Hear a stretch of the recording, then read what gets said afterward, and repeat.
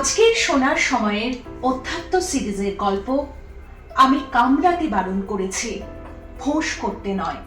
লেখক শ্রী ম, পাঠে লাবণ্য দত্ত। শ্রীরামকৃষ্ণ বলেছিলেন, লোকের সঙ্গে বাস করতে গেলেই দুষ্ট লোকের হাত থেকে আপনাকে রক্ষা করবার জন্য একটু তমগুণ দেখানো দরকার, কিন্তু সে অনিষ্ট করবে বলে উল্টে তার অনিষ্ট করা উচিত নয়। এক মাঠে এক রাখাল গরু চড়াতো।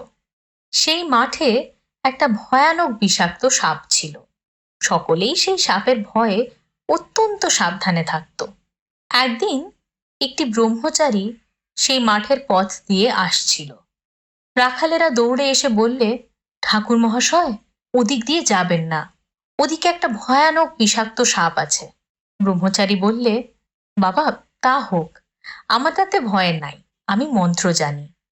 এই কথা বলে ব্রহ্মচারী সেই দিকে চলে গেল। রাখালেরা ভয়ে কেউ সঙ্গে গেল না। এদিকে সাপটা ফনা তুলে দৌড়ে আসছে, কিন্তু কাছে না আসতে আসতে ব্রহ্মচারী যেই একটি মন্ত্র পড়লে আমনি সাপটা কেঁচোর মতো পায়ের কাছে পড়ে রইল। ব্রহ্মচারী বললে, ওরে, তুই কেন পরের হিংসা করে বেড়াস? আয়, তোকে মন্ত্র দিব। এই মন্ত্র জপলে তোর ভগবানে ভক্তি হবে, ভগবান লাভ হবে, আর হিংসা প্রবৃত্তি থাকবে না। এই বলে সে সাপকে মন্ত্র দিল। সাপটা মন্ত্র পেয়ে গুরুকে প্রণাম করলে আর জিজ্ঞাসা করলে, ঠাকুর, কি করে সাধনা করব বলুন? গুরু বললেন, এই মন্ত্র জপ করো আর কারো হিংসা করো না। ব্রহ্মচারী যাওয়ার সময় বললে, আমি আবার আসব। এইরকম কিছুদিন যায়। রাখালেরা দেখে যে সাপটা আর কামড়াতে আসে না। ঢেলা মারে, তবু রাগ হয় না, যেন কেঁচোর মতো হয়ে গেছে। একদিন একজন রাখাল কাছে গিয়ে ল্যাজ ধরে খুব ঘুরপাক দিয়ে তাকে আছড়ে ফেলে দিল। সাপটার মুখ দিয়ে রক্ত উঠতে লাগলো, আর সে অচেতন হয়ে পড়ল, নড়ে না, চড়ে না। রাখালেরা মনে করলো যে সাপটা মরে গেছে। এই মনে করে তারা সব চলে গেল। অনেক রাত্রে সাপের চেতনা হলো। সে আস্তে আস্তে অতি কষ্টে তার গর্তের ভিতর চলে গেল। শরীর চূর্ণ, নড়বার শক্তি নাই। অনেকদিন পরে যখন অস্থি চর্মসার, তখন বাহিরে আহারের চেষ্টায় রাত্রে একবার চড়তে আসতো। ভয়ে দিনের বেলা আসতো না। মন্ত্র লওয়া অবধি আর হিংসা করে না। মাটি, পাতা, গাছ থেকে পড়ে গেছে এমন ফল খেয়ে প্রাণ ধারণ করত। প্রায় 1 বৎসর পরে ব্রহ্মচারী সেই পথে আবার এলো। এসেই সাপের সন্ধান করলে। রাখালেরা বললে, সে সাপটা মরে গেছে। ব্রহ্মচারীর কিন্তু ও কথা বিশ্বাস হলো না। সে জানে যে মন্ত্র ও নিয়েছে তা সাধন না হলে দেহত্যাগ হবে না।